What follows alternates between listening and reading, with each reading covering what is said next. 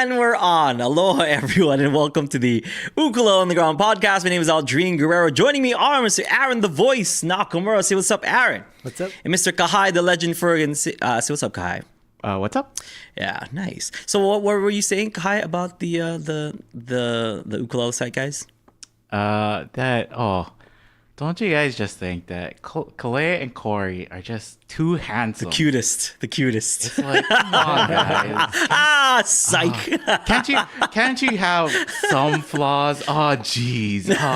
Can't be too perfect. I know. There's like, I don't know who's trying to start stuff, but like we're like all friends. I go into work interviews, and when they ask me what my fault is, I work too hard. Yeah, that's my fault. Yeah. I'm too big of a fan of Kalei and Corey. I think that if there's anything, I'm too big of a fan. And I respect them way too much, Kahai. Yep, exactly. No, so going back to what you were really saying. So you don't like who again? No. The people who don't like them. I don't like the people who don't like Kalei and Corey. Get out of here. Hello, everyone. Welcome. Here on the Ukulele on the Ground podcast, we answer any and all of your questions. Kahai will read them either via live chat, read me whatever emails you guys sent, whatever messages you guys sent. Kahai reads them to me. I try to answer it. I'll try to give you guys my best 2 cents. These two guys will chime in with their 2 cents, and we'll try to give you our best 6-cent answer. Right, Kahai? Yes. But first, story time. You do story time real quick? Sure. So, there we were. Aaron Nakamura, the voice. Aaron the Voice Nakamura and I. Saturday, playing at a place. Should we disclose the place? Thinking the nature of this story, how this is gonna go. The critter on stage. Should I disclose that? Should I say where we were at, or is that like? Are you guys planning on playing on that space again? Oh yeah, I love that place. Then maybe not. Yeah, no, okay. Undisclosed. Undisclosed. Let's just leave it undisclosed. Yeah, so we were playing at an undisclosed place on Friday or Saturday. Oh, sometime. I don't even know. I don't even want to say what day it was. So we're playing at this undisclosed place, just Aaron and I. Okay, so and then what was I playing? Toccata. We were playing Toccata, right? Takes some concentration in order to do. Okay, just to kind of show you folks like how involved that song is as far as my parts go. I usually like to pose on stage when I'm doing, like tremolos and stuff. There's usually a stool of some sort that we put our tip jar on top of. And then I put my foot on the stool, which lifts up my leg, which then allows me to kind of rest the ukulele on my leg so I can do the tremolo, a lot better, right? So there I was, leg rested on the thing, doing the tremolo, playing toccata. When out of nowhere, in flies from the ceiling a large cockroach. Flying one. A flying cockroach lands right on my forearm as I'm playing toccata. Mind you, I fear 3 things, Kahai. That is snakes and cockroaches.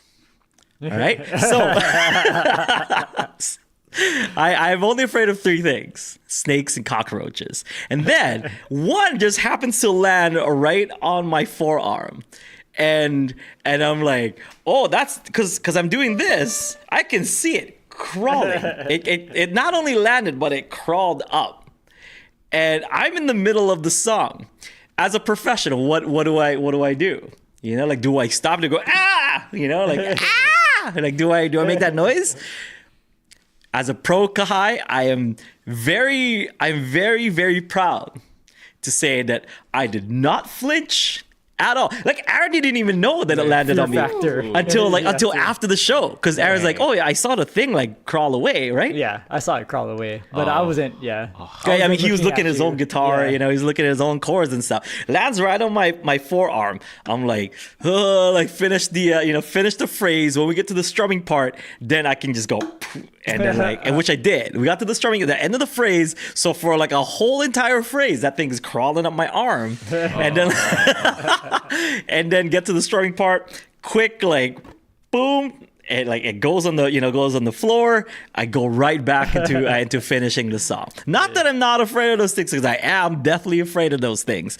But what is more important, Kai? The show going on, or me and my fear of cockroaches? Yeah, I don't know if I could. I'm not afraid of cockroaches, but if it was, I don't want to say what I am afraid of. If it was the things I was afraid of, I do not think I would be able to just keep playing. Yeah, I would have to stop. So yeah, pro move. There was definitely a pro. I was like, I gotta say this first thing on Monday before I forget. Like this story happened, and then like people that were like in the front row got like their cell phones, was like taking pictures of the roach, and they saw it on my arm. They're like they full on like pointing like, oh my god, like he didn't flinch. He didn't even flinch. I'm like, that's right, folks, didn't even flinch. Totally not scared of tiny critters crawling up my arm while I play ukulele. Yeah. Guys, I mean, granted, chicken skin right they now. are out because it's like middle of summer. Yeah, it's and hot. so they're kind of everywhere. But and most places on Kauai are open air, kind of thing. They open doors and like things can just come in from the outside, like roaches, chickens, pigeons, like all kinds of stuff. Do not like. Yeah, this doesn't reflect on this establishment at all. It's just what it is, any restaurant, unless you close the doors, like you're inviting things in. It doesn't reflect on the restaurant at all. Yeah, actually, even on Friday, right? Like because it's termite season. Yeah, that's right, it's termite too. season. Yeah, so they have to close the door because like termites are going in. Yeah, because it's summertime. There was lights. But I still don't want to say where it's at, just for the sake of like I don't want to deter people, because it's not reflective on them. It just I think it flew from outside in. Yeah. Because we're right next to like the open, like the opening, let's just say the opening of that place, right next to it. And came in and just like, oh, I guess that's gonna crawl in until I finish this. Like I finished this picking. And then as soon as we did that, because I can afford to miss that phrase, but I can't afford to mess up on the actual melody line. Boom, Kahai, what up now, buddy? That is impressive. Yeah? Yeah, I was getting... you proud of Dad? Yes, really. Yeah. I'm still... It's like, in Japanese, it's like, me and my parents say, kimochi ga warui, which means like, oh, that's so gross. Yeah. And it's like, oh my God, kimochi, oh God. Yeah. It was... And Hawaii roaches are not like tiny roaches like the ones from outside. They're like I'm not afraid of roaches, but I understand why people don't like them, and flying roaches too. Yeah, there's like the tiny grass ones and stuff, and then there's like the flying ones. The flying ones, and it was B-52s, B-52s. They do call them that, yeah, B-52s. They fly in, dude. But proud to say, not a broken string, not a creature crawling up my arm is gonna stop me from doing the show. I'm a true professional guy. Yes, very impressive. Thank you, my son. It's a lot of props for my kid. You know what I mean? Like, just so you can be proud of dear old dad. Yeah. Ooh, my dad, it's so cool. Yeah. Now when you tell your friends like, my dad can beat up your dad, like, probably can. Yeah. if your dad's a roach, you probably could. All right. Anyway, Kahai, what do you want to talk about? So I actually have something for you. Yes. It's a special gift from somebody. Okay. But they kind of wanted you to guess what it is, and they sent in something to give you a hint. So before I give you this, this is the hint to what it could be. Okay.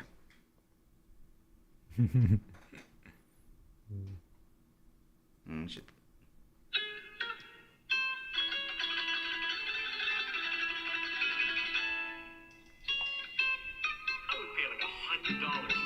I would pay like $100 for it right now. Somebody had it. I'll survive this. I survived this. Like a medal almost of like, I survived this. Maybe not. Maybe like I don't even care what he neon color it was. I kind of keep it like a medal almost of like, yeah, I survived this. Yeah, maybe not a medal, maybe like I survived hurricane. Oh, is that like a Hurricane Iniki shirt? Oh, wait. Yeah, and there is. So let me give you this, and Oh, then yeah. I'll also play the reveal to what it is. Okay, all right. Oh my gosh. Somebody sent this? Somebody, yeah. Oh my gosh. Wait, what? Aldrine's mystery gift is what it says. Okay, yeah. And then as you're opening it, let me play this. You can start. I kind of keep it like a medal almost of like, yeah, I survived this. Maybe not, maybe like I survived Hurricane Iniki shirt. That. Wear my shirt proudly. Which back then those shirts were ridiculous, but I would pay like $100 for it right now. If somebody had an authentic from 1992. Oh my god. I survived. Oh my god. Where did you? I don't even care what neon color it was. Oh my gosh. The crap out of it. Oh my goodness. So like who? It's like a legit one. Yeah, that's like the one that we remember. Oh my god. What? Like I am shocked. Who sent this? Okay. I don't look. You can look at the tag maybe, and there like figure out there's a hint to it. Oh. Rosalie. Yeah. Rosalie found. Where'd you find this? She emailed me and she's like, okay, so I found a shirt. I survived Hurricane Iniki shirt on eBay. Yes. Do you think Aldrine would want it? And Oh I'm hell like, yeah! I want to wear it right now. I'm gonna wear 2 shirts. I don't even care how hot it is right now. I'm gonna wear this shirt because, I don't want to take off this shirt because Bombay we had too much views. I don't even care. 2 shirts. And she was 2 like, shirt day. she was even like kind Boom. of worried, like, oh, Wear it I don't right know now. if he's gonna want to wear it and stuff too. And No, I'm wearing it right now. 2 shirts. I don't even care how hot it is. Woo. Okay. Woo. Thank you, Rose. Jesus criminy. This is awesome. Look at that. Look at that. Yeah, So cool. that is pristine So condition cool. for 1992. Yeah. My gosh, I love this. My sister was born the week after the hurricane, and she's like married and has a baby and like. Oh my! It smells like it's from the 90s. It's got that vintage kawaii T-shirt smell to it. Nice. Thank you. So I'm gonna wear this like the whole show. I don't even care how hot it is right now, Kai. I'm gonna glisten. I don't care. Okay. Okay. Oh, wow, Yeah, this is crazy. pretty amazing. I'm almost never speechless. But I don't even know what to say. Yeah. And she was like, kind of, she's like, oh, is he really gonna like it? And I was like, yeah, I think the guys will like it and they'll Yeah. be surprised. But I'm sure she's happy with your reaction. Oh, Yeah. This is amazing. Yeah, it's pretty incredible. It's totally breaking character right now. Like thank you so much. Yeah. Thank you. And My Rosalie gosh. said you can find anything on eBay apparently. Apparently I didn't look hard enough. Jesus. Well, that was the one that was on eBay, and so there are no more. Oh, I can just laugh like Yeah. I can't do anything but just laugh. So I told my Yeah. sister about this. And Yeah. You want to know a funny thing? Yeah. Apparently, there was somebody who owed my dad something because he let them borrow like a shave ice machine or Yeah. shave ice equipment. And instead of paying him, they gave him a bunch of those shirts, stock shirts. But I don't think we have any of those. But It was like a long time ago, or yeah, it must have been. And my sister said that she was always I guess she saw that guy giving my dad all those shirts, but she was like always afraid that the guy would come back and ask for the shirts back. So she's like, Dad, you gotta get rid of those shirts. I don't know what ever came of it, but yeah. Yeah, I was like, oh yeah. This is. I'm gonna walk around like with my chest up like all day today. I think just so that people can see the iniki part like on my shirt, and then like You sorry, You did survive it. yeah, I did. It was like the first thing that you did when you got here. Did you make that mega cut of like that little clip? No. That was Rosalie herself. Really? Isn't that cool, right? Yeah, that's so cool. Like a super cut of like the things that I said next to like a Filipino bandoria. You know what it is? That's awesome. What? No, that is Rosalie playing the uke. Oh At the yeah, oh that's so beginning. cool. That's Rosalie playing the uke. Yeah. But she learned that from Panalo. From the Oh song. yeah. Panalo from Easy Mill. Yeah. Ah And dang. I was telling her it's like so impressive too, Yeah. because like she just started learning how to record and do all this stuff, and she did that by herself. That's so cool. That's so Yeah. cool. It's Hey, amazing.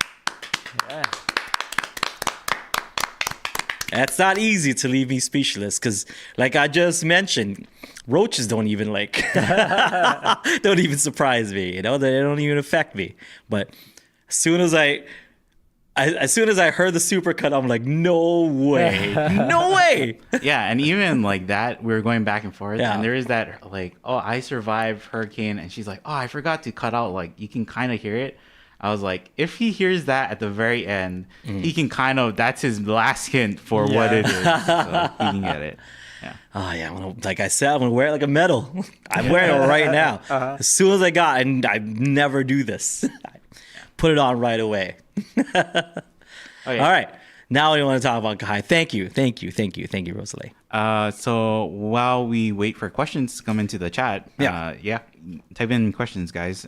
Why don't we also take care of that? Why don't we try out those things? Cool. So speaking of Rosalie, she sent some stuff. So once again, she sent a bunch of snacks, but we're gonna try some of these sauces that she sent. So there is the Fort Flav, which is a rocket sauce. All these things are from Canada. And this one is Smoky Hive Smoked Honey and Bacon Jam. So these are the sauces that she sent over. And then we're going to try them with Hard Bites. This is... I opened them just so that it's not like last time where like most of the show was just me trying to open bottles and stuff, you know? So everything's already kind of open right before we started the show. And... yeah, I was kind of wondering like what flavor is this, and I think it's just fried potato flavor. But there is like a flavor. It's not quite barbecue, but there is like kind of barbecue-ish flavor to it. You wanna try? Just by itself. Yeah. Yeah. Tried it earlier.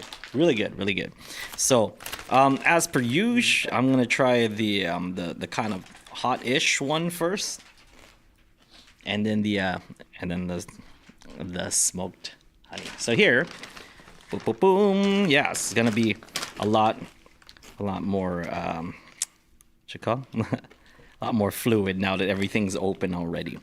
So gonna take it, gonna like add some sauce to the chip. The chip is great just by itself, yeah. Mm-hmm. What? Oh my God, I'm so sorry. I thought that It's not the first time that. oh my gosh. It's way more liquidy. Mm-hmm. Yeah. Well, that's really good. That was not a little bit of hot sauce that that's really good. What is that? Habanero. Raw habaneros, carrots, garlic. Oh man, Aaron, I'm so sorry. This first. Okay. So this is good. Here, you can try this with this. While I go wipe up the floor real quick. Yeah, so good stuff. Yeah, no.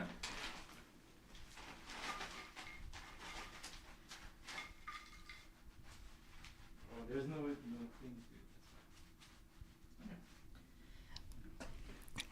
thing. All right. You have the cover, yeah, Aldrine? Yeah. I just poured it and went straight. I underestimated the viscosity of the of that sauce. It's kind of like, oh, yeah, that's a good flavor. It's yellow, so I'm guessing there's like what is it? And now our carpet is yellow. I'm guessing there is like turmeric in there because you can taste the turmeric. Yeah. I don't know if it's listed as one of the ingredients, but you can taste the turmeric in there. No. Carrots. Okay. I know this isn't that viscous, so I think I can pour this over. Take a chip. So this one is the smoked honey. Put that in there. That hot sauce is kind of the same consistency of like chili pepper water. So I would like use that with like That is so good. like Dude, Simon and stuff too. Oh yeah, yeah, that would be good. that smoky smoked honey. Really, really, really good. Like it's exactly as advertised. It's smoked honey. Yeah, it's so good. And last but not least, the bacon jam.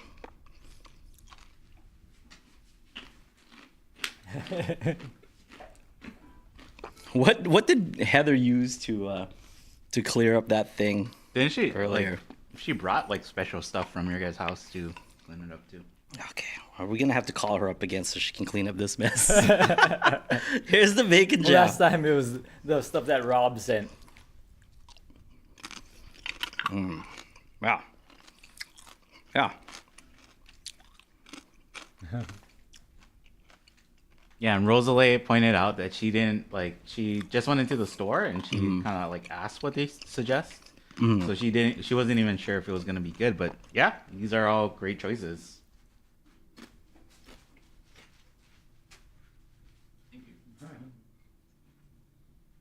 Sorry, audio podcast listeners. I know. All right, we tried them all. Awesome. That's it. Like, No, I'm trying to rank them. Like, I kind of like that smoked honey. It's my favorite, I think. Then maybe the bacon jam, but I feel like the bacon jam, like it's not fair because it's bacon, you know. But the Fort Flav, really good. The habanero is on there, and I got like a overwhelming amount of that sauce. But it was really good. It was really, really, really, really good. Thank you so much. Thank you so much, Rosalie. Yep. Your verdict, Kahai? What's the first, second, third place? I think I might do.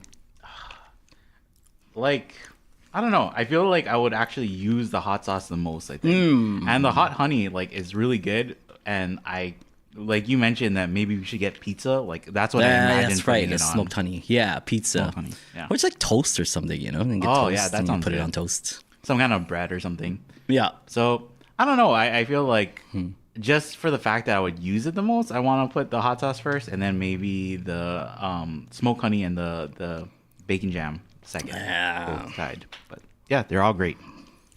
Aaron, first, second, third. I like the chips. I like the caca. The chips is good, yeah. Okay, so they're artisanal. They're handcrafted style chips. Yeah. But it's hard. Yeah. All right. It's called hard bite. Good callback to the to what it's called. Kahai, questions. Go. We actually don't have a lot of questions in the Yeah, chat. people 'cause are still not asking stuff. Yeah, now they're talking about food. And Hurricane Iniki. Brother Sam got my reference. What? I like the caca. Oh, that's what you meant. I like the cracker. Soda A or Soda X? Soda A or Soda X. I try them again. That's your reference. I just got it. Any other what'd you call it? Comments or questions, Kahai? Yeah, ask us stuff. We'll try to answer as best as we can. Rue. Ruru. Yeah. Why don't you try and answer this in 5? Okay. Rue said, "What is the meaning of life?" What is the meaning of life in 5?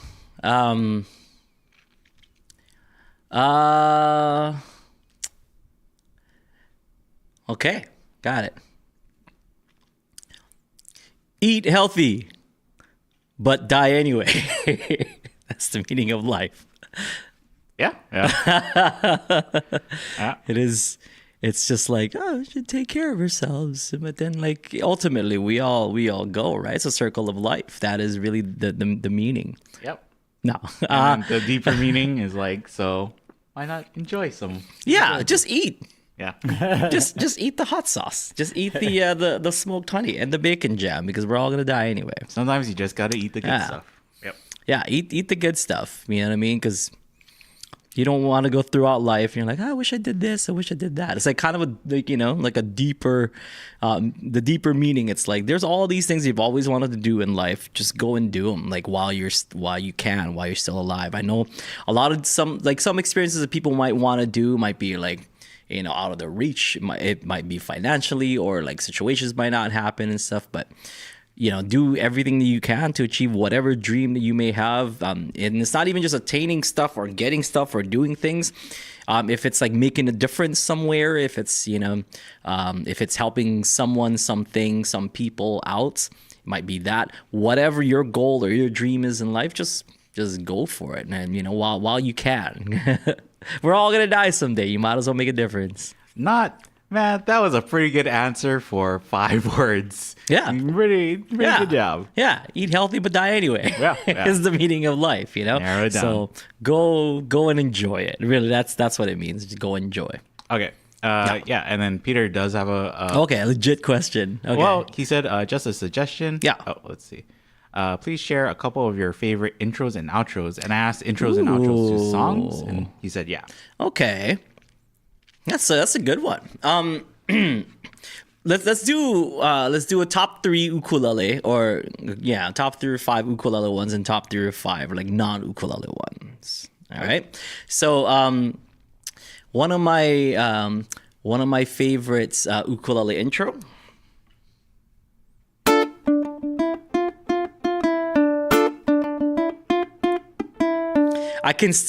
I remember being like in the 8th grade. Chad Shibuya was like, you play ukulele, but you gotta listen to like Sunday Manoa, and hands me the Sunday Manoa CD, like the Guava Jam, like on the cover and stuff, and listen to that intro. And it was like, it's like a 1 minute, 1 minute intro before the ukulele hits. But then, so I would I would kind of fast forward the whole, the crazy, very dramatic intro just to get to the and then when because I was telling Chad, I'm like, hey, I know that song from like Kyle Creator Boys. So original Sunday Manoa, but Kyle Creator Boys, they just went straight to the point.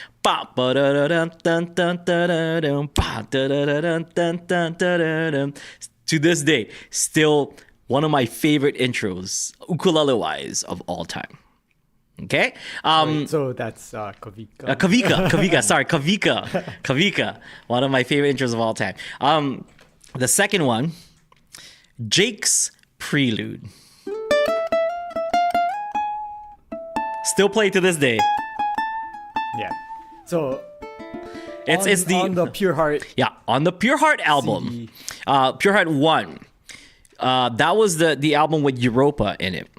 And before Europa would play, the track before it was called Jake's Prelude. And it's basically him doing Malagueña, or like his version of intro-ish version of Malagueña that led into Europa.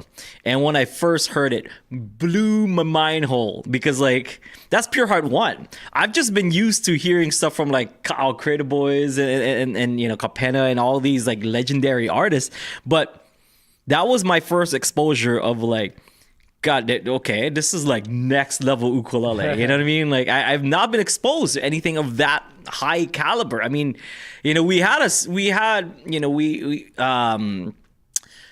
the word I'm looking for here? We had a bar that was set by by Troy and by Peter Moon and all these guys and stuff. And then listening to this, I felt like the bar was raised so much that like that's what inspired me to really get serious with the ukulele, because I was just playing ukulele like how everybody, you know, in the like in my playground like would play ukulele. But once Jake's Prelude or just Pure Heart 1 came out, that really separated the people who were just jamming and the people who wanted to take ukulele seriously. So number 2, Jake's Prelude for the ukulele. As like an intro to Europa. Yeah, as an intro to Europa. Yeah. So that's like a whole track. That intro is an entire track that led into Europa. And last but not least, one of my favorite tracks, ukulele tracks of all time.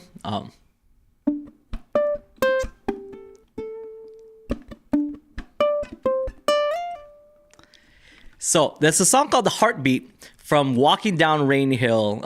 Jake Shimabukuro, because like I've experimented with delay before, but never used it like in a melodic way. And when that song came out, like just I looked at the title, and it's like it's the first track off of that album. So as soon as you pop the album in, that's like gonna set the tone for like the whole thing. And you're like, okay, Heartbeat, let me hear it.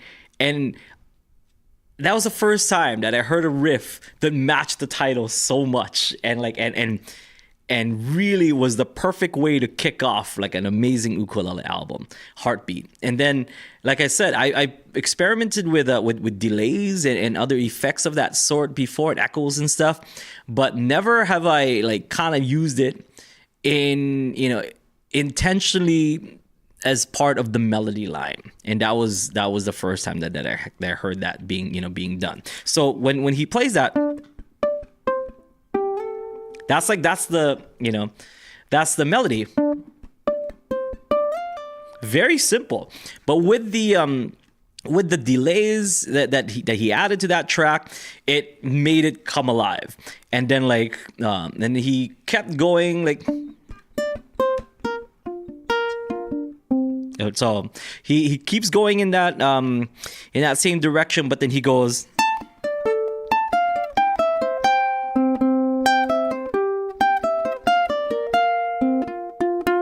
So once he goes a little bit faster and the delay is still there, it twinkles. Like honestly, it just sounds like it there's that delay that's kind of happening, and that song comes even more alive. So it's like that's this kind of heartbeat that, you know, and it's almost like arrhythmia.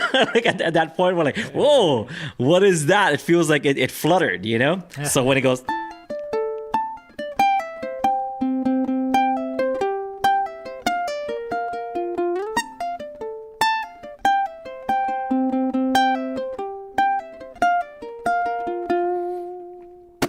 And yeah, one of the coolest intros to a whole album that I've ever heard. So yeah, two Jake Shimabukuros and one Troy Fernandez. Not surprising. Well, Troy Fernandez or Sunday Manoa, like. Yeah. Troy Fernandez / Sunday Manoa, and two Jake Shimabukuros. Not surprising. Not surprising. And not in like any order of your favorite or whatever. Yeah. Okay. And then you also non-ukulele songs. Yep. Okay. First one. Huge 311 fan, Amber. As soon as that riff, you hear that riff, I'm like, oh, I'm hyped. You know, you hear that riff, and it's like I remember playing that song before, and I remember that song being popular, and I remember like one of the most popular bands here in Kauai, Revival, because they're like a reggae band, and I heard them play that at like at the county fair. I'm like, oh snap, are they playing Amber right now? And I got so excited, you know? And it's just one of those songs that you can just, from the intro riff, you're like, oh, it's going to go down right now, you know? The other one, oh my gosh, I had all three and I forgot the other two. So one is Amber. Oh my gosh, I just... keep talking. I'm gonna remember it, guy. you think of an ukulele one and a non-ukulele one. Oh, I was gonna ask Aaron too.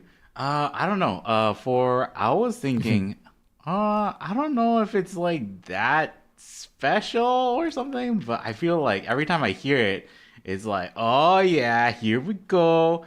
It's like Undercover Lover or something. Oh. It's like, Yeah. oh. I mean, there's so much. It's hard to pick because like if as soon as you hear, one chord when you go, yeah. just that alone, you're like, oh snap, drop. It's very recognizable. Yeah. Even when you mentioned Amber, right? I was thinking of Love Song too. Just that one strumming through that one chord is like, oh, here, nice, yeah. Yeah, love Amber, and it's one of those, one of those songs. As soon as you hear the intro, you just get hyped and you're just like, oh snap, love that. I feel like it's like they haven't even like played a full measure or really set the groove. But then people like when they hear that first chord, they're like, oh, I know how to dance to this song. Oh yeah, I can get into it. Yeah. Okay. Loving, Touching, Squeezing by Molino. Oh yeah. Yeah. It's like 4 notes or something. Yeah.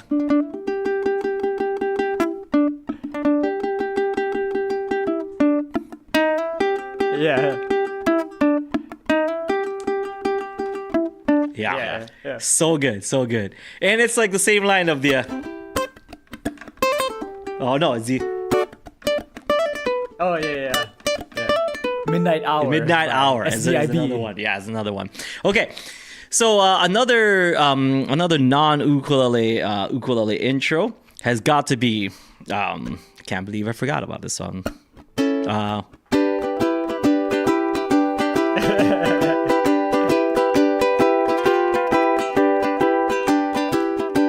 It's like one chord and like that riff, it goes and the sound. Yeah. But as soon as you hear it, it's like, oh, I love it. Everybody sing. Everybody sing. And Bad Leroy. Yeah, Bad Leroy Brown. God, love that. And I'm trying to think of what's that song called? Come Together. It's like it's a slow creep, but once you hear the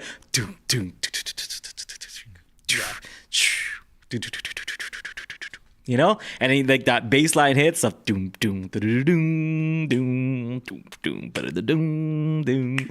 So those my favorites. Bad Leroy Brown, Amber, and of course Come Together by the Beatles. I wonder if people were expecting, because like we talked about when Mike was here, we talked about what is it, like songs that you use to play to figure out if an instrument is good.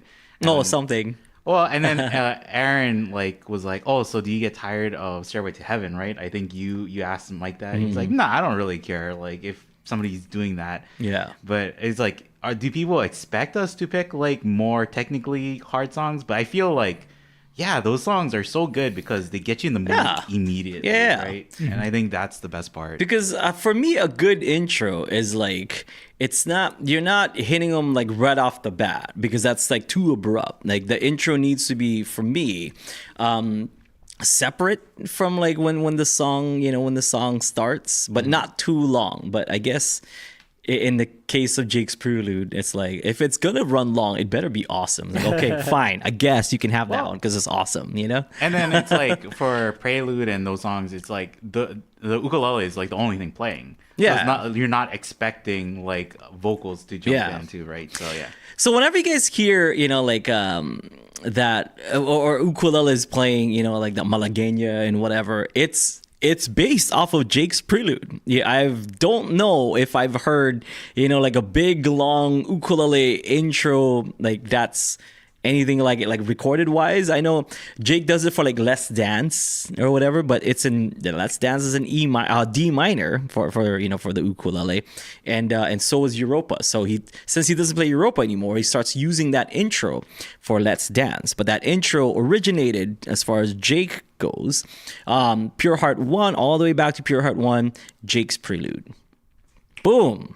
all you Matt Dahlbergs out there that play Let's Dance and do that intro. It's actually part of Europa rather than part of Let's Dance. Yeah, and a lot of performers now use that for not only Europa or anything. They use that to go into other songs. Yeah, and it had a lot of like impact on me because now like I like those like dramatic intros now, and that was like where the dramatic intro started for me, like Jake's Prelude. But now whenever we do like Hotel California, there's like a dramatic intro that I do, you know. And same thing like when the Hell Freezes Over version of Hotel California, there's that epic like intro. I should have picked that one too. If I could have a fourth one, it would be that where like you're like, oh, something awesome is about to happen. When you listen to the Hell Freeze Over version of it, you're like, something's about to happen. Oh my God, what is happening? And then they start to hit that first B minor. Oh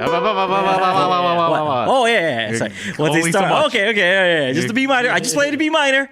That's it. Don't go after me, Eagles. I just played just the B minor chord. I was gonna just say it's like I'm kind of glad. That is an awesome intro, but I'm glad that you didn't mention it because it's like, you're like something awesome is about to happen. It's like it's almost you got that like, oh, I feel it. I feel like something amazing is about to happen, and then they drop that B minor chord. You're like, oh, it's Hotel California. And then when they come in too, right with the dun dun is like right on beat. It's like, oh on yeah, nice. On a dark, dusty desert. if suddenly a portion of this podcast gets cut, you guys know why. Okay, yeah, those are my intros. Yeah, that I dig. And Pete Moss asked, "How about one of your own songs?" Oh, like an intro to one of my own songs. Yeah, there's a lot. I don't want to like sound super thick and name my songs and stuff like that, but like I do have a bunch of intros like that inspired me to remember that that heartbeat that that I was talking about inspired me to so that my album started out with minutes, which is boom delays. Like I use a lot of delays on that, but I wrote that song a while back, pre Walking Down Rain Hill, because it was part of the minutes, uke minutes, the original uke minutes, uke minutes, like that we had here in Ukulele Underground, and I did it in C. And I was experimenting with like this kind of like slapback echoes, because when we came up with the title Uke Minutes, I wanted to have this kind of clock sounding like melody, so I did it with that. But then on the album, on the Sweet 409 album, I had to do it in G because the first track was Bandito Tyler, so I had to do a.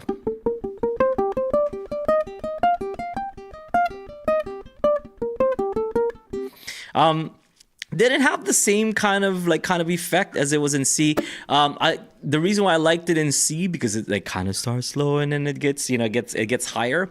So it's that same kind of like, oh, something awesome is about to happen. Yeah. But when it's like G and it hits kind of too high too early, it didn't give the same the same vibe or the same effect that I wanted it to do. But it did do its job as the intro of that album, and I think I like how it came out. But yeah, I like that song, but I think it was too high for the album. Still great intro, one of my favorites, Minutes.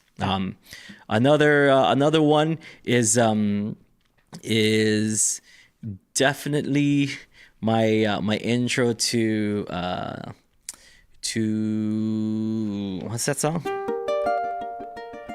Oh, Ukulele Waltz? No. 4-string Waltz? So what is that song called? Dance of the Bandit. Oh my God, I can't even remember my own song. Dance of the Bandit. Because Dance of the Bandit, it's so, it's so simple. It's just like the one chord, like that major 7 chord.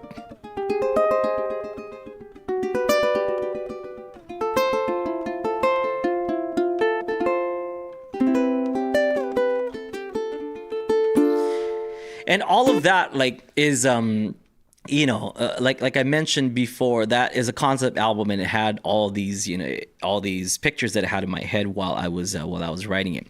With that one, it's like, it's this, you ever seen like movies where the hero's there and then the heroine pops up and there's almost like this kind of Zelda like like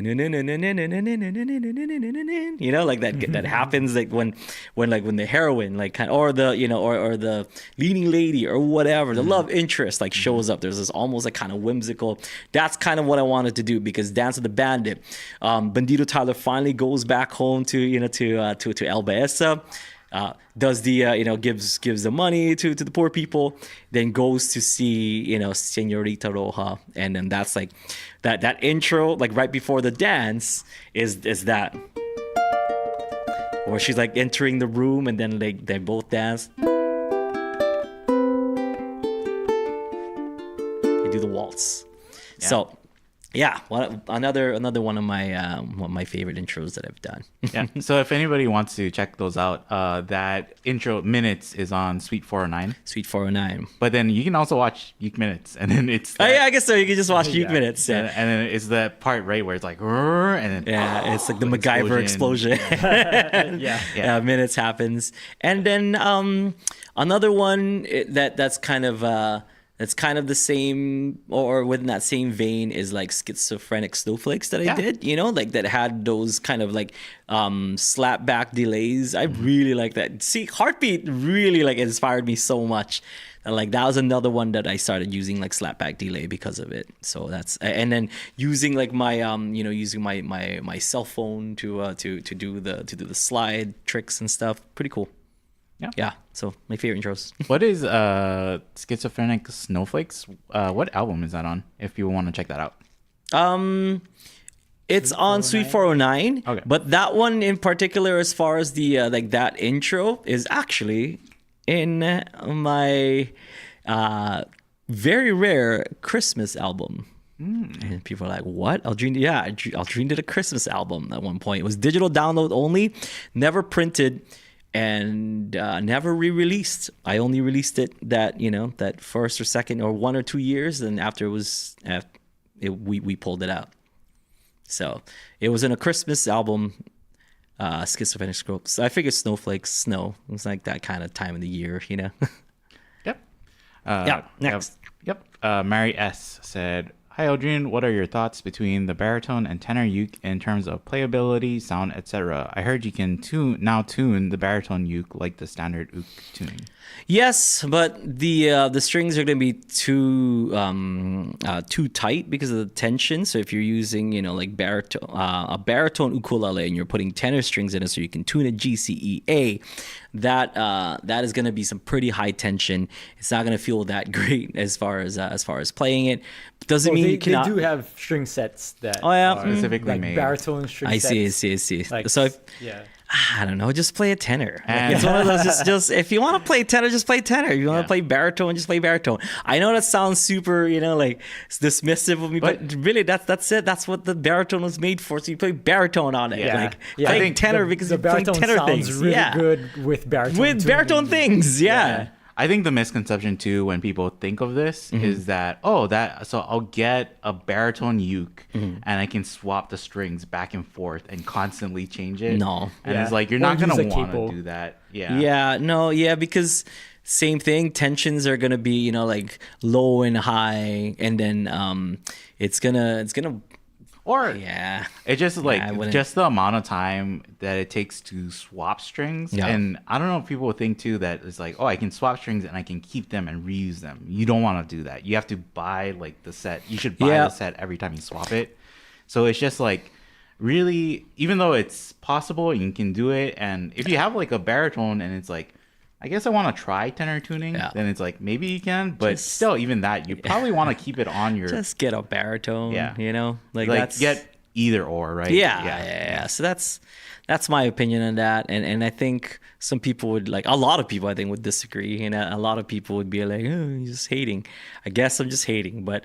I feel like baritone should do baritone things, and I think tenor should just do tenor things, right? Like, because you have 3 sizes to choose from to play like GCEA things, and then one that does DGBE things, right? So I think I've also heard too, like people say like, get a baritone so you can play more, or get a Yeah, I feel like it's mostly baritone. Like people say like, oh, if you get a baritone, you can play guitar stuff too. It's like, not really. But then also it's like, whatever instrument you get, it's not really like, there's not a limiter to like what you can and can't play. You can play whatever you want. Yeah, and then it goes back to my same answer. It's like, if you want to play guitar, play guitar, do guitar things with the guitar. Like do baritone things with the baritone, do tenor things with the tenor. And like that might, I can't believe that's a controversial opinion. Like, but it is with some people, because they just, they just want like, you just want everything. Like, you want like that one uke to do everything, and it can, but should it? Like, I don't, and I think the reason why there's the whole idea of UAS, right? And people buying more ukes and getting more. It's like, I it's totally respectable if you get one uke and you just love it and that's the only uke you have. But I think the reason why it happens so often is because people find other ukes that they like for different reasons. Yeah. Right? Like, I like this uke because it can do this thing really well, but I like this other uke because, or baritone tenor, it's like a baritone does baritone things really well, a tenor does tenor things really well. That's all it is, too. Yeah. Let baritones do baritone things. Let tenors do tenor things. Yeah, next. It's not that hard. So that just let it do what it wants to do. Emil said, will you be back at Island Bazaar anytime soon? No. Okay. At least not this year. Sorry. Yeah, probably not this year. Yeah. So, and then Abigail Kwan we are going to be in SoCal for the LA Uke Fest, but not that side of SoCal, like the LA side. Yeah. Okay, next. Abigail Kwan said, help, sometimes the uke slips out of my hand when transitioning to the E minor chord. Example from D to E minor. Okay. This is all about like your form and how you're holding the ukulele. Your form, you should be able to strum and play your ukulele like one-handed like this. Yeah. So regardless, if I'm supporting it in any way, here's my D chord. And here's my E minor chord.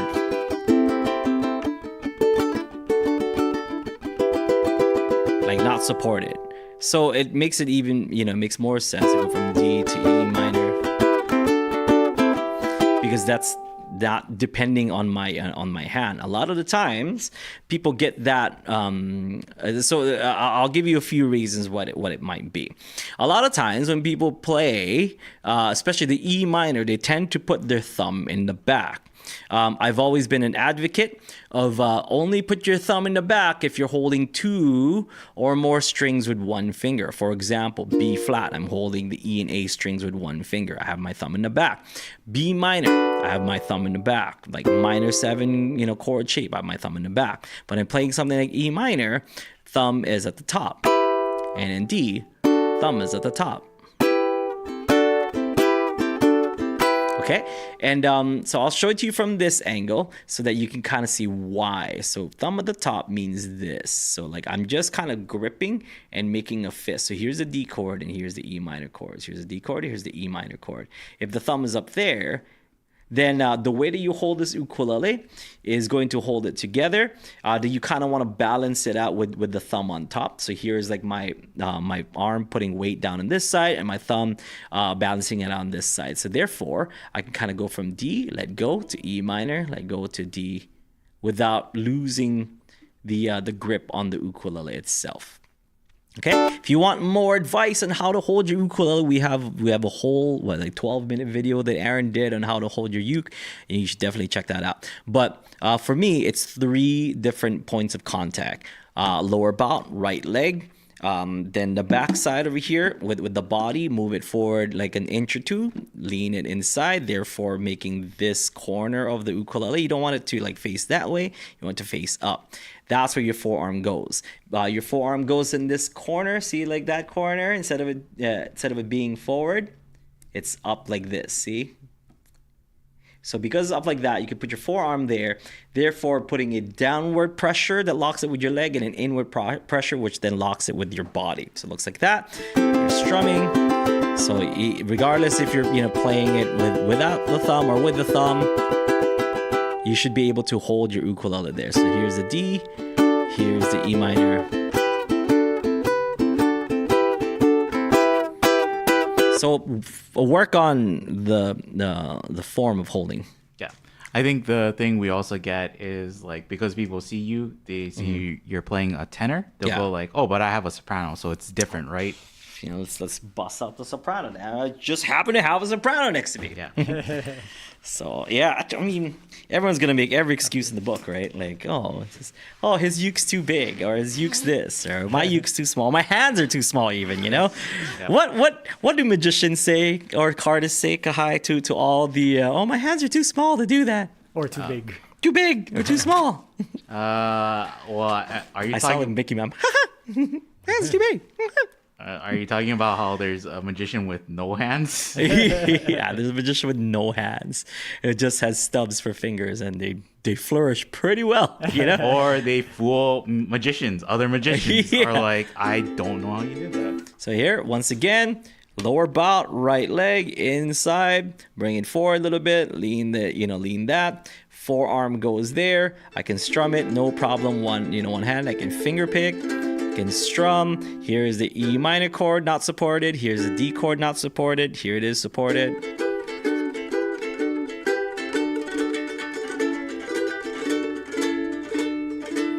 So if I play it on the island, we do it island style. Like no support, nothing. It's just purely supported by this side. So no matter how tiny your ukulele or how big your ukulele, you know, if you want to play a baritone with tenor like tuning or strings on it, you could do the same thing still. Yeah. Yep. And last one. One more. I gotta find it. This shirt. Dude, it's so awesome.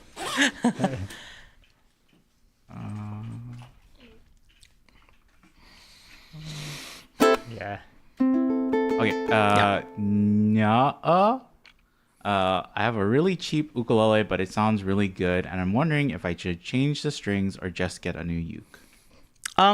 That's a up to you kind of answer, because like, one, I don't know what that uke sounds like. I don't know what that uke is or whatever, but if you feel like it sounds really good, and that's you, it's your words, it sounds really good, what's the need for a new one? If you feel like that one sounds good as it is, right? Then you change the strings. You don't need to get a whole new uke. You can just change the strings, and Or that might don't change the or strings don't if change the it- strings if it sounds because if it good. already sounds good, then Yeah. don't fix it if it ain't broken, right? Like great point. But yeah, if you do like want to somehow like do something to it that might make it sound better, change the strings. You don't necessarily need to get a whole new uke just because it's cheap. Okay, cheap doesn't necessarily have to equate to bad.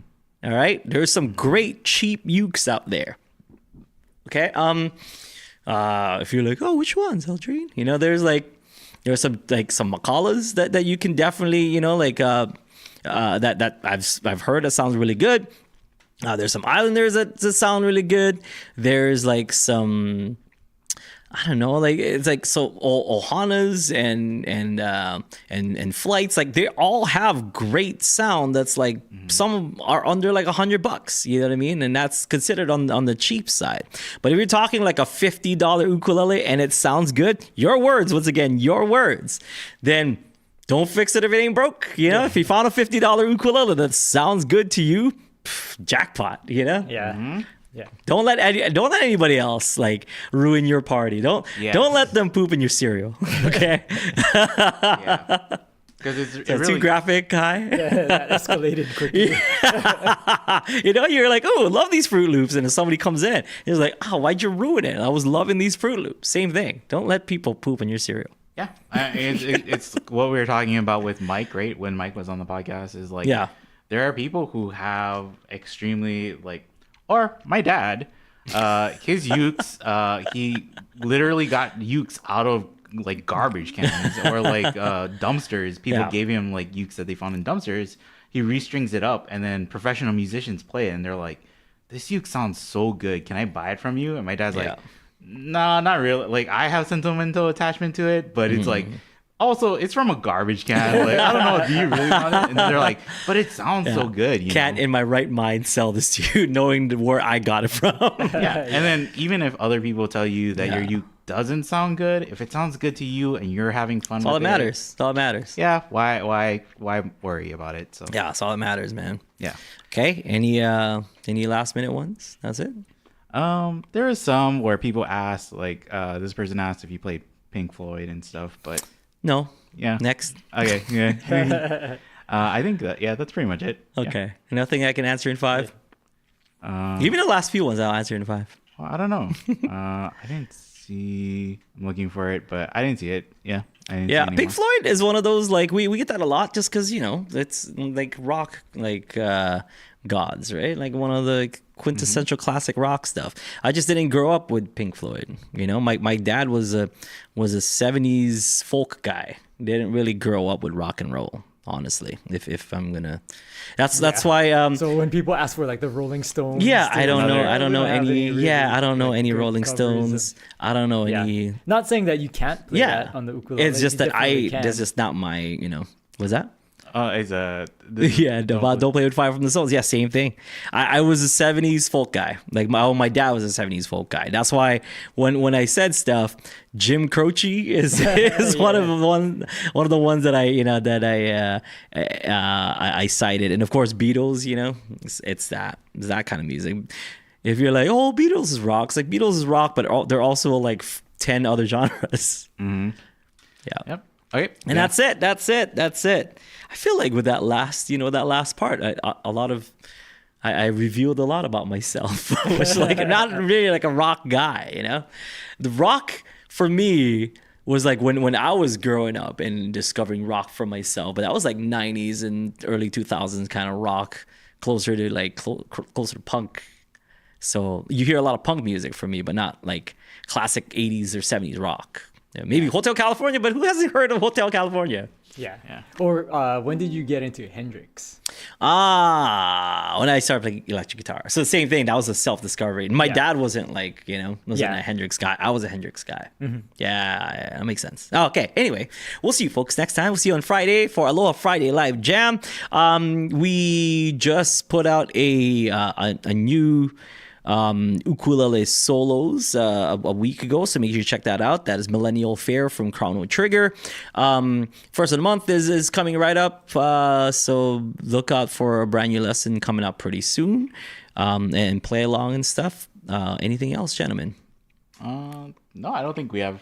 Yeah. Or your guys' next big thing is in like next month, I believe, right? You guys are... Yeah, so we're gonna be traveling. If you're from Korea, we're gonna go to Korea. We're gonna check out there's gonna be, I guess, an ukulele festival and like a contest and all that good stuff. So we're gonna be doing a couple concerts up in Korea. Check out. Is there a website they can go? If you just go to your website, there's details about it. Go to aldrine.com. Okay. Yeah, on the tour section, there should be where we're a gonna link be with some details. Yeah, so that's happening September. We just got confirmed for the Live Aloha Hawaiian Festival. So Live Aloha in Seattle. We're only going to be there for just that. So for the people who were there last year who saw us on tour, we're not, unfortunately, we're not going to tour this year. We're just going to go do Live Aloha and then go home. Come back home. We fly in Saturday, do Live Aloha on Sunday. We leave first thing Monday morning. Like, that's it. So we apologize if you guys were expecting us to do a tour. We didn't say we were going to do a tour. We just said we were doing Live Aloha. Okay. So we're doing Live Aloha. We love that place. We're going to be there.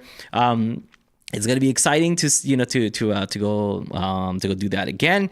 As per usual, we're there all day. We play like an hour set, or maybe not even like a 45-minute set throughout the whole thing, and we're there all day. So if you guys come to Live Aloha, you guys want to just hang out and just jam all day, that's what we're there for. Okay, so come out, hang out with us. talking to you, Chris Lanzin. Hang with us all day. I would love to hang out with you all day. And Neil usually comes like in the afternoon, you know, like about his, you know, during his set. He hangs out with us afterwards. So there's some fun to be had. So come out to Seattle for the Live Aloha Festival. We'll hang out. We'll get some musubis for lunch and stuff, you know. We'll just kick back, relax, and jam a few, right? Or a lot. Yep. And then at the end of the month, we're gonna be in LA for the LA Uke Fest. So LA Uke Fest, all the information is LA Uke Fest. We are confirmed for that also. So both of those are September. Yes, September. So beginning of September and late September. Other than that, I think that's it for like tours for like the rest of the year. I think that's all the tours that we have. Yeah, and we kind of get like the question like after we talk about these things, people say like, "Oh, what about my hometown?" Or "Are you coming here?" No, that's it. But like, if anything else, just check your website. Yeah, just check Aldrine.com. It's all there. Also, I'm gonna be, you know, for the people that are like, "Oh, when are you gonna come into my place and whatever?" I'm going to be real with all of you folks. I'm going to be very, very, very transparent right now. Apart from Ukulele Underground, I've been focusing a lot on my school or my academy here on Kauai, the Asia Ukulele Academy. Because I've been focusing a lot on that, my students need me here, okay? And I'm trying to grow the generations here, the new generations here on Kauai, that wants to take ukulele and wants to take it seriously. Therefore, every time I leave, that's me kind of abandoning them for a week, you know, and I don't want to be that teacher. So I will be in coming 2025, I will be limiting my tour dates. I'm not saying that we're not going to tour anymore, because there's definitely some that I would love to do, you know, but we are going to be on a very limited touring schedule starting 2025. And I want to focus on building the ukulele community here at in my home. All right. Also, maybe like more stuff where it's like you're hopping over to Oahu for a day. Yeah, for like a day. And if I do a festival, it's not gonna be a tour. It's just gonna be that festival, and then we're done. Okay. So just in case people are like, oh, when is he gonna tour here or is he gonna tour there? My touring schedule is gonna be very, very, very limited from this point on. Okay. So you can come to Kauai. You can come to Kauai. You see us. You can take you can take a lesson from me. You can watch us live. I play here now on the on Island like 3-4 times a week. So there's lots of opportunities to watch us here on Kauai. And Kauai's awesome. You should come to Kauai and anyway. We're gonna do a big concert when this year here on Kauai. Oh, which one are we talking about? With Dan. And you want to say that? Okay. I didn't know if that was the thing we talked about, because they haven't announced it either. Oh yeah. Well, they announced me, I guess, like on the site. Okay. Yeah. I don't know. Well, I don't know what it's called. It's okay. So the Veterans Day celebration on Kauai, they do it every year. So this year, I believe, is November 2 or 3 or something. Okay.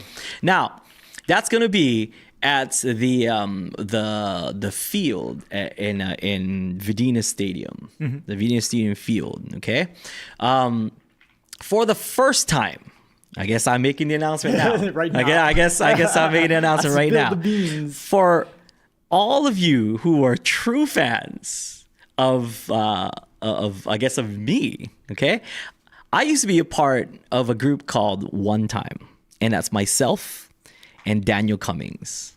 Okay, and we used to have songs like Perfect Together. We used to do songs on YouTube and in MySpace and stuff, such as Is There a Place, You Don't Miss Your Water, all of these, like, you know, all these ukulele hits of like the early and mid 2000s.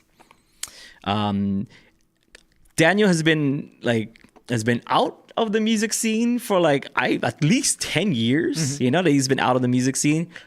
For the first time in over a decade, myself and Daniel Cummings are doing a show that November 2nd, Saturday, Kauai Veterans Day celebration. Okay? So those hits, like You Don't Miss Your Water, Is There a Place, Perfect Together, all those songs, expect to hear them November 2nd for the first time. Only live. Only live. This is not like an internet thing. It will only happen then. And because it took over 10 years to do that, I don't know when the next time like Daniel will come out of retirement to do a show. But a friend of mine asked me to do that show. And he's like, oh, like since it's like a thing, we want it. It's like a big thing for the county and stuff.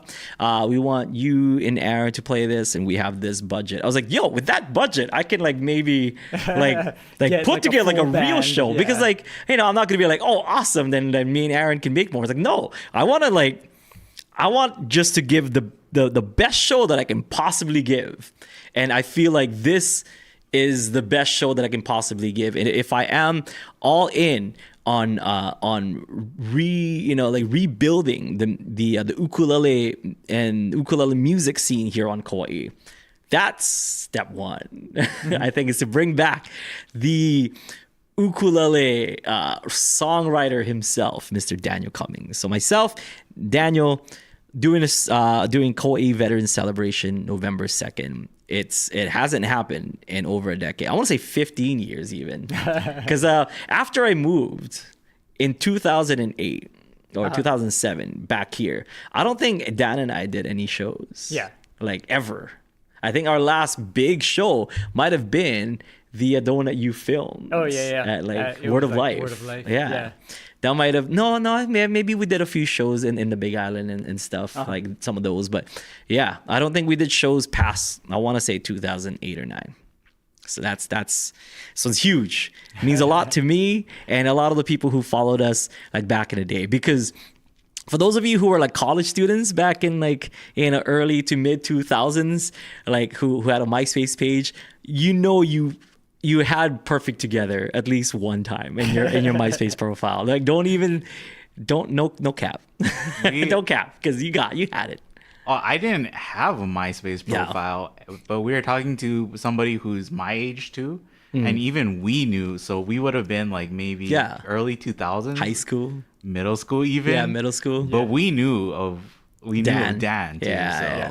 So that's a big Daniel deal. with the O. Yeah, Daniel coming. So Daniel is coming. Daniel is definitely out and about doing stuff. He's a proud father. Yeah, he's a proud father of 3. But Daniel Cummings hasn't been on stage for a long time. Daniel is coming back. So get hyped because Aldrine Cross Daniel Cummings show happening very, very, very soon, in a matter of months. Okay, we'll see you guys then. Have a great one. Aloha. Bye, baby. Bye. I love you.